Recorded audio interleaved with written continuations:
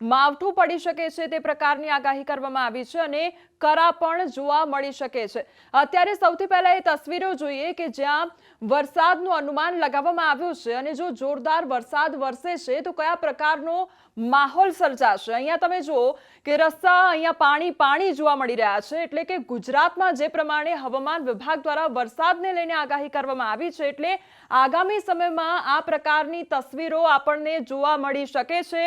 એકદમ ઝડપથી પવન ફૂંકાઈ શકે છે અને તેના કારણે જે ભેજવાળું વાતાવરણ છે તે પણ સર્જાશે। 40 થી 60 કિલોમીટરની ઝડપે પવન ફૂંકાઈ શકે છે અને તેના કારણે ધોધમાર વરસાદ વરસી શકે છે। અને આ બધી જે તસવીરો છે કે આવનારા સમયમાં આપણને આ પ્રકારનું જે વાતાવરણ છે તે જોવા મળી શકે છે, કારણ કે જે સિસ્ટમ છે તે સક્રિય થઈ છે, સાયક્લોનિક સર્ક્યુલેશન છે તે સક્રિય થયું છે અને તેના કારણે આ પ્રકારનું વાતાવરણ આપણને જોવા મળી શકે છે। ગુજરાતના દરેકે ભાગ એ પછી તમામ જિલ્લા હોય તમામ જિલ્લામાં અત્યારે વરસાદને લઈને આગાહી કરવામાં આવી છે। કરા સાથે વરસાદ વરસી શકે છે અને કરા એ પણ સામાન્ય નહીં પરંતુ ટેનિસ બોલ જેટલી સાઈઝના કરા વરસી શકે છે તે પ્રકારનું અનુમાન પણ લગાવવામાં આવ્યું છે। તો વરસાદને લઈને જે આગામી સમયમાં અનુમાન લગાવવામાં આવ્યું છે તે હવે તસવીરોના માધ્યમથી અત્યાર સુધી આપણે જોયું કે કયા પ્રકારનો માહોલ સર્જાઈ શકે છે, પરંતુ હવે એ સેટેલાઇટ તસવીર અને એ મેપ દરમિયાન મેપ દ્વારા આપણે જાણીશું કે કયા પ્રકારનું વાતાવરણ સર્જાઈ શકે છે અને કઈ સિસ્ટમ એવી સક્રિય થઈ છે અને અત્યારે શું પરિસ્થિતિ જોવા મળી રહી છે તે જાણવાનો પ્રયાસ કરીશું। અત્યારે જે વેસ્ટર્ન ડિસ્ટર્બન્સ આપણને જોવા મળી રહ્યું છે તે સૌથી પહેલા તો ઉત્તર ભારત તરફ અત્યારે સિસ્ટમ સક્રિય જોવા મળી રહી છે અને જેમ જેમ સમય વીતતો જશે તેમ ધીરે ધીરે તે ઉત્તર ગુજરાત તરફ આપણને જોવા મળશે। એટલે કે જે સિસ્ટમ અત્યારે ઉત્તર ભારતમાં જોવા મળી રહી છે, ખાસ કરીને અત્યારે દિલ્હી, પંજાબ અને હરિયાણામાં વાતાવરણમાં પલટો આવ્યો છે, પરંતુ તેની સીધી અસર ધીરે ધીરે ઉત્તર ગુજરાતમાં જોવા મળશે અને ત્યારબાદ તે ધીરે ધીરે આગળ વધશે અને પછી આખા ગુજરાતમાં હવામાન વિભાગ દ્વારા વરસાદને લઈને આગાહી કરવામાં આવી છે। અહીંયા તમે જુઓ છો કે જે તમને એરો જોવા મળી રહ્યા છે તે પવનની દિશા દર્શાવી રહ્યા છે કે ધીરે ધીરે જે પણ અરબી સમુદ્રના પવનો છે તે ધીરે ધીરે આગળ વધતા જશે અને ત્યારબાદ સૌરાષ્ટ્રનો વિસ્તાર લઈ લઈએ, આ સિવાય કચ્છનો વિસ્તાર લઈ લઈએ, ત્યાં આગળ પણ જોરદાર પવનો ફૂંકાશે। બીજી તરફ આ તમે જોઈ રહ્યા છો કે અહીંયા ટ્રફ લાઇન લખેલું છે અને આ તરફ પણ ટ્રફ લાઇન લખેલું છે।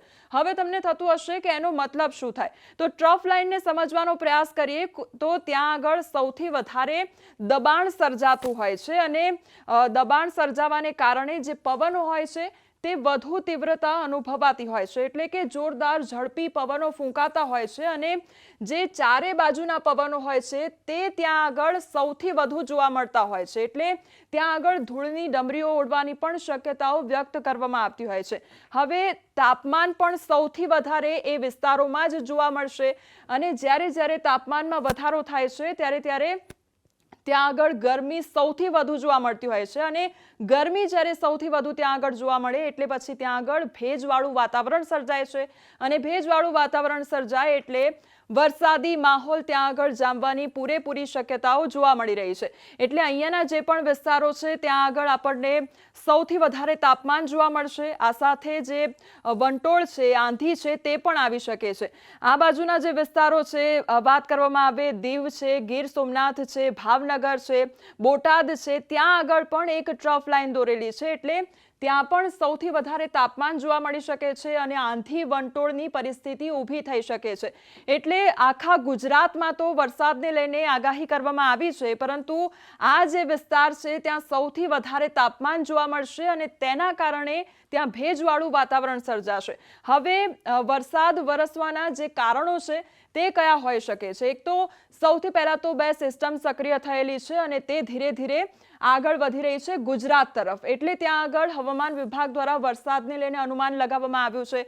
બીજી વાત કરવામાં આવે તો આ ટ્રફ લાઇન, હવે ત્યાં આગળ સૌથી વધારે તાપમાન જોવા મળી શકે છે। દબાણ અને પવન સાથે એક જોડાણ હોય છે અને તેના કારણે સૌથી વધારે ત્યાં આગળ પવનો ફૂંકાતા હોય છે અને ધૂળની ડમરીઓ પણ ઉડતી હોય છે।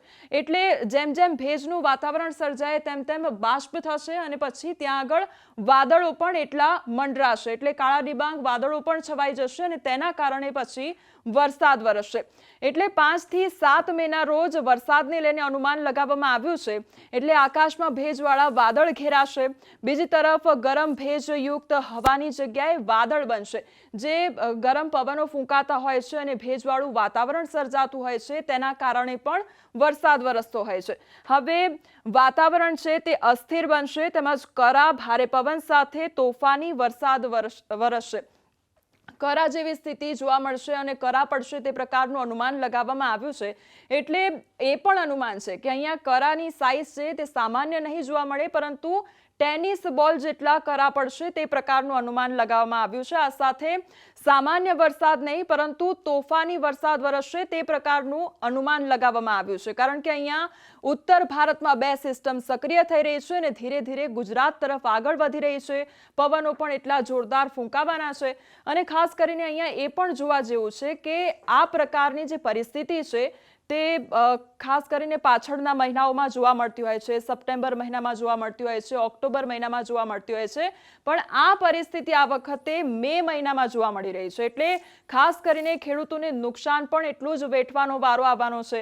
અને કયા કયા પાકોમાં નુકસાન વેઠવાનો વારો આવશે તે પણ તસવીરોના માધ્યમથી આપણે જાણીશું, તે પણ ગ્રાફિક્સના માધ્યમથી જાણીશું કે ખેડૂતોને કયા પાકોમાં નુકસાન જશે. તો માવઠું જે છે તે વરસશે તો ઉનાળુ પાકને નુકસાન કરશે અને ખેડૂતોને નુકસાન થશે. તો કયા એવા પાકો?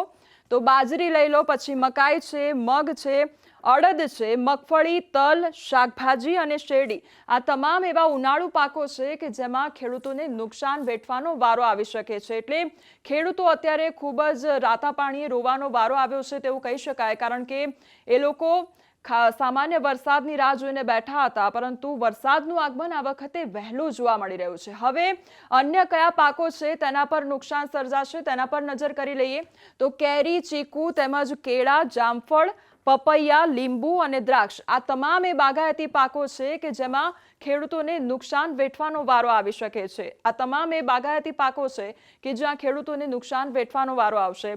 હવે ખેડૂતો ચિંતામાં મુકાયા છે, કારણ કે તે લોકોના પાકને નુકસાન જવાનો વારો આવશે. કારણ કે ચોમાસું જે છે તે વહેલું જોવા મળી રહ્યું છે. વરસાદની પરિસ્થિતિ, માવઠાની પરિસ્થિતિ આ વખતે વહેલી જોવા મળી રહી છે. કારણ કે નવેમ્બર, સપ્ટેમ્બર, ઓક્ટોબરમાં આ પ્રકારની પરિસ્થિતિ જોવા મળતી હોય છે, પરંતુ મે મહિનામાં જ ચોમાસું આવી ગયું છે. એટલે તમામ લોકો અત્યારે ચિંતામાં છે. અને આ પ્રકારની પરિસ્થિતિ વર્ષ 2022માં જોવા મળી હતી, જે અત્યારે વર્ષ 2025માં મે મહિનામાં જોવા મળી રહી છે.